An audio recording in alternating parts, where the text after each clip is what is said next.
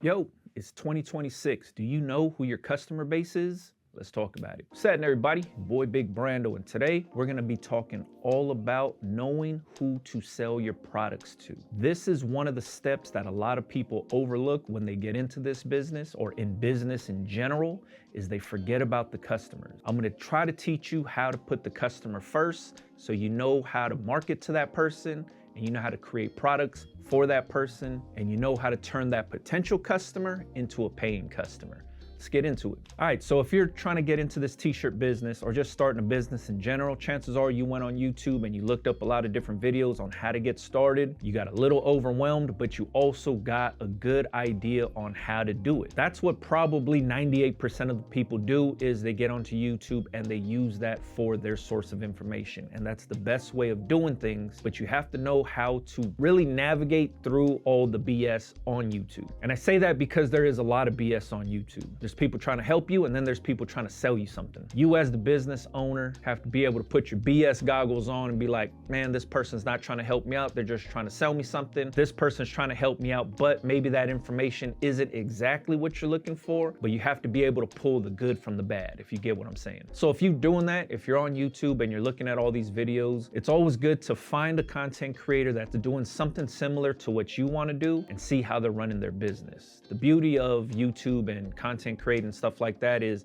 you get a good inside look at how people's businesses are ran. The equipment they use, the marketing strategies they use, the blanks they use, the manufacturers they use, all of that stuff is really good information and knowledge for you. But you don't have to like mirror that person's business to do the same exact thing. Like I said, take the good from the bad. All you got to do is look at certain things in people's businesses that make sense to you, and then you can build on those things. All of our businesses might sound the same. We all sell t-shirts, but we all might run the business a little different. And that's the part that's going to get a little overwhelming for yourself, but it's not the end of the world, because all you have to do is take a step back and really look at what you want to do, and then you'll start to see the differences. You'll be like, you know what, that doesn't make sense to me. I don't want to do that, or that doesn't sound like my customer base. I want to do this. So all of these YouTube channels are going to teach you how to make the shirt, right? They're going to teach you how to press the transfers, what transfers they're using, what blank t-shirts, what equipment they're using, like heat presses, which ones work for them. That's all good information. Everybody on YouTube is going to teach you how to push the buttons and actually do it. The hard part is knowing how to sell the products. Not a lot of people talk about how to sell the products because not a lot of people have figured that part out also. So it's easier to make videos about, hey, this is how you do this. This is the equipment you use, but nobody's actually talking about how to sell the products. So that's where I come in. The way I sell my products is I know who I'm selling to first. I know my customer. I know my target audience. I know exactly who I want to sell these t-shirts to, so then that way I could create a t-shirt for that specific person. And then when it comes to advertising, promotion, marketing, I know exactly who I need to feed it to. So I start things a little bit backwards. Most people will just start creating because they have these ideas. They start creating and then they go out and look for the customers after they already created the product. I do things a little bit backwards. I find the customer first. I really try to understand that customer, what makes them tick, what social media platforms they use, what they're into, what they're not into, what their lingo is like. So then that way I can create a product that directly speaks to that person. So that way I make the product and then I'm already feeding it to the person I want to sell it to, instead of creating this cool product and then going out trying to find who would be interested in the product. My philosophy when it comes to this business is always, how do I make the sell easier on myself? That's number one. Profit is always number one. Me actually selling something to somebody, like a complete stranger, is always the goal. Me selling something to my friends and family, that's not the goal. I'm not trying to get rich off my friends and family. Your friends and family are gonna support you no matter what. So I'm not creating for them. I'm creating for the actual customer. So I know I just said a bunch of stuff right now that probably doesn't really make sense to you, so let me try to break it down now. Majority of the people, when they start this business, they already have ideas in their head. They're like, man, I wanna make a t-shirt that says this because there's so many people that could benefit off of this t-shirt that says blah, blah, blah, or this t-shirt that looks like this. That's what a lot of people have in their head when they start this business. But what they're missing is, who are they gonna sell that to? They're thinking in their head, the world. Everybody's gonna want this t-shirt, but in reality, everybody doesn't want that t-shirt. And that's where a lot of businesses fail, is they put all their time, effort, and money into this idea. They go out, try to find the customer. They find out no customer is interested in that product that they created. Now there's so much money in the hole that they end up crippling their business early because they didn't plan it out correctly. I hate those mistakes. I've done it a bunch of times before in the past, and for me, it's not the way I want to run my business. So what I've started to notice is it's easier for me to do a little bit of research early before I release any products. I know that's not the fun part of the business and that's not the glamorous part of the business, but it's all leading up to profit. So for me, before I even think of any design I want to make or any concept or anything like that, I'm trying to think about who I want to sell it to first. And then when I have an idea of somebody that I want to sell to, I go to social media and I look these people up and I'm like, all right, what are they into? What are they not into? And the reason I say this is because in every group of people, there's things that people are into and then there's things that people are not into. There's things people say and there's things that people don't say. You can always find this stuff out on social media. This is the part of the business that I like doing. This research part helps me understand the customer way better. So that way when I'm making products, I know how to make products exactly for a certain individual that they're gonna actually like and be interested in. And that's the ultimate goal, is trying to get a product made for somebody that has interest in it so they purchase it. Like I said, making the sale easier. Instead of forcing a customer to try to like something, I'd rather make something for the customer I know they'll be interested in, if that makes any sense. So how do you go on social media and find all this information out? If I wanted to make t-shirts about lowriders, first thing I would do is go on social media, go to the search bar and look up lowriders. Lowriders could be broken down into a bunch of different categories. You could have G-body lowriders, you could have Cadillacs, you could have only Impalas from year 58 to 67. You could talk about show cars. You could just be talking about hoppers only. There's so many different subcategories within lowriding that I could start looking up. So the first thing you're gonna see in that search thing is millions of pictures of lowriders. People showing off their cars, people looking at cars, people reposting cars that might be their dream car, people reposting cars of their friends' cars, people at lowrider events, people on Crenshaw, people on Broadway, people across the country that are cruising lowriders in states and cities that I know nothing about, but these are all potential customers. So now you're understanding, all right, I wanna be in the lowrider community. Am I trying to sell to everybody? Yeah, but you need a certain audience to sell to first. I say this all the time if you watch a lot of my videos, and it's, you can't take over the world if you can't take over your city first. It's always best to start small and expand from there. Everybody's idea when they first get into this business is, I want to take over the world. I want to sell to everybody. That's very hard to do. It's way easier to shrink your audience down to a very small group of people, sell to them, feed to them, and you can always expand from there. So before I take over the world, I want to make sure I could take over my city, my street, my block first. So I start small and expand from there. So if you're in the lowrider community, you can shrink it down to just G-bodies, or you could just say, you know what, I'm only going to look at people that drive Regals or Cutlasses or luxury sport Monte Carlos. You could look all this up on social media. On Instagram, you could type that in, LS Monte Carlo. There's gonna be a bunch of people that own those things. That's your customers right there. Start clicking on their pages, looking at what they're posting, what they're talking about, what they're eating for dinner. All of these things is just research for yourself. It might sound very mind-numbing to do something like this, but what you're doing is you're getting an inside look at your customer's lifestyle. If you want to sell to that person, now you know what makes them tick. Read some of the comments. If people are talking shit in the comments, then you'll know what people are saying, what people like and what they dislike. All of that information is there for you. The business owner has access to all of this stuff. Not everybody wants to do the research though. This is not the glamorous part of the business, like I said, but if you wanted to really understand the customer, that's how you do it. So now that you have all this information and you're selling lowrider t-shirts and you're picking this one group of luxury sport Monte Carlo owners or enthusiasts, now you start creating designs for that person. You can make your lowrider themed t-shirts for them. You could start just saying, this is only for people that drive Monte Carlos, or being very specific and super sport Monte Carlos, luxury sport Monte Carlos. Like this stuff right here is all the information you need to start creating designs for a specific audience. and then you start targeting that audience. But knowing who you want to sell to is key. This is going to help in the design process. This is going to help in your marketing. This is going to help you understand your customer. Doesn't matter what type of business you're in, this type of research always has to be done. Doesn't matter what you're selling, you can always do it. If I was selling transfers, right? And this is just me going off the top of the head here, is if I was in the market of selling transfers, there's two different audiences I would need to cater to, right?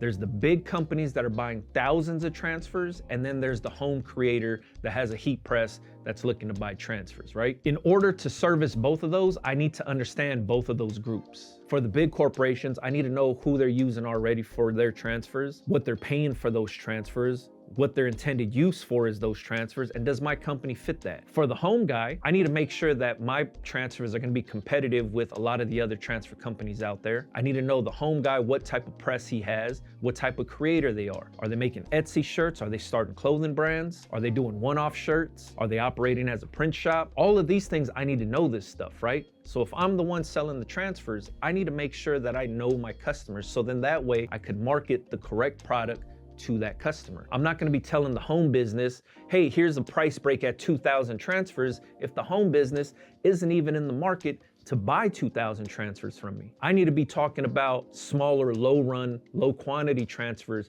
for the small business guy. And then for the big corporation that's buying the 1,000, 2,000 transfer piece order, I need to be talking a different language to them. So it doesn't matter what type of business you're in, you always have to know your customer. Same thing goes for heat presses, same thing goes for blank t-shirts, all of these things. If I was a blank t-shirt company and I was selling blank t-shirts, I would understand that I would have two different markets, right? Here's the big companies that are well established, that are buying by the pallet load, but you also have the home creator. And I feel like a lot of blank t-shirt companies miss this part, and they don't understand that there is a home business guy out there, because they're really just going for like these big corporations or the big companies that are buying a ton of t-shirts at a time and not piecing together small orders. But if you get thousands on top of thousands of small businesses piecing together those orders, that's a lot of money right there. So I would really look into marketing to the garage printer. A lot of these blank companies, they miss the mark on that. And I always notice that, because I'm like, you're talking the wrong language to the wrong people. Like the big clothing brands already know you exist. They see you at the trade shows all the time. And if I was a blank company trying to get into this new clothing brand or to a clothing brand that's been established,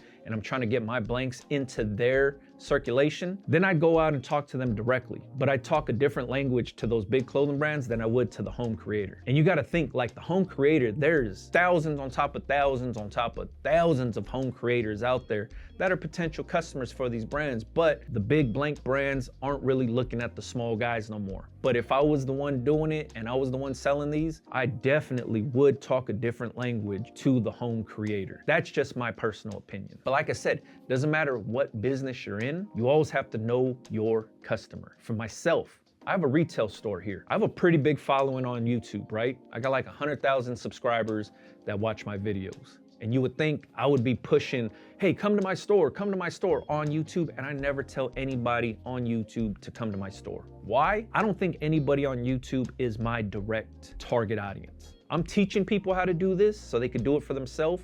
I'm not doing this so people could come to my store. My store here is in Torrance, California, my retail store. It's located in the South Bay of LA. Majority of the products in my store cater to the South Bay of LA. Not everybody that watches me on YouTube is from the South Bay, so my products don't speak to them. So that's why I don't promote my store on YouTube, because the people that watch me on YouTube are from different states and cities and don't care about the South Bay of LA. So they have no real interest in what I'm selling here. There's been people that come to my store from, they watch my videos and maybe they might be in town or they're here on vacation and they just stop by. And when they come in, they're like, yo, I like your products, but I'm not from the South Bay, so I can't buy nothing. And that's when I say, like, these products aren't made for you. Like, this stuff isn't made for the YouTube crowd, and I know that, because I know my target audience. My audience is the community around this store. So since this store is located in the South Bay, I make shirts and hoodies and stuff that say South Bay on them for the community. I know my target audience. My audience is this community. So when people say like, yo, you don't even put your store's address in your description box, or you're never promoting your store. If I had a store, that's what I'd be doing. That's cool. There's nothing wrong with that. But I think the people that watch me on YouTube are not my target audience. They're not coming to the store every weekend when we're open. So it does nothing for me or the store to promote South Bay stuff to somebody that has nothing to do with the South Bay. So what I do is I target all of my marketing locally to people that live in the surrounding area. Gardena, Torrance, Redondo Beach, Manhattan Beach, Hermosa Beach, El Segundo, Hawthorne, Carson, Compton, San Pedro, Wilmington, all of these areas around here is who I'm talking to. When you see stuff like the West Side shirts or my LA hats and LA shirts, it talks to a certain audience, you know what I mean? And that's what I'm doing, is marketing to those people locally to this store. Once again, I know who my target audience is. I know who the customers are, so I need to talk to them specifically, not just to the masses. I need to talk to potential customers. That's all you have to do in 2026 to make sales, is know your customers. If you don't know who your target audience is now, stop what you're doing and really figure out who you want to sell to. And when you figure out who you want to sell to, now you make products for that group. And it doesn't mean you're just going to put yourself in a box and now you're just stuck there and you can only sell to those people. Like I said, start small. You can always expand from there. Growth comes naturally. You don't force growth. Growth comes naturally. So if you're selling to this group right here, you'll have all the answers on what you need to expand or who you need to sell to next. But once you actually get that small group of people to shop with you and continue to shop with you, you actually unlock all the answers that you need on how to expand and how to grow the business bigger, what needs to be done, what group of people you need to target next. All of those things start to come naturally because you understand what you first did, and now all you're doing is replicating that to a bigger audience and a bigger audience and a bigger audience. That's all it is. My first store before this one was a tiny 300 square foot spot, and 300 square feet was the office space and the store space. But what I did was I made it work because I understood who I wanted to actually come in and shop there. And like I said, growth just happens. It naturally happens, and you have the answers on what to do, how to do it, because you've already proven to yourself that you've done it before. So don't put it in your head like I'm trying to tell you, yeah, put yourself in a box and blah, blah, blah. No, all I'm saying is start small, grow from there. But knowing who you're gonna sell to in that small group is key to you. Once you figure out how to find your customers, you'll be able to find customers everywhere. It sounds easy, but it takes a lot of hard work, but that hard work pays off. This is how I run my business. 1000% on how I run my business is just like this. Knowing who my customer is first, creating something for that customer, and then feeding it to that customer and using that as the building blocks of building from there. Everything that you see me do here on YouTube for the last 10 years that I've been on YouTube has been ran just like this. Knowing my customers, making something for that customer, making that customer aware that I even exist, so then that way they can buy from me and become returning customers. That's all. Like I said, make the sale easy on yourself, know your customers first, make something for your customers, and grow your business in 2026. Hopefully this video helps somebody out there. If you have any questions about what I just talked about, please leave it in the comments for me. If you wanted to see me pressing shirts, bagging up orders, and how I do things here at my store, you can always follow me on Instagram, Big Brando TV. Catch you guys on the next one, man. Yeah.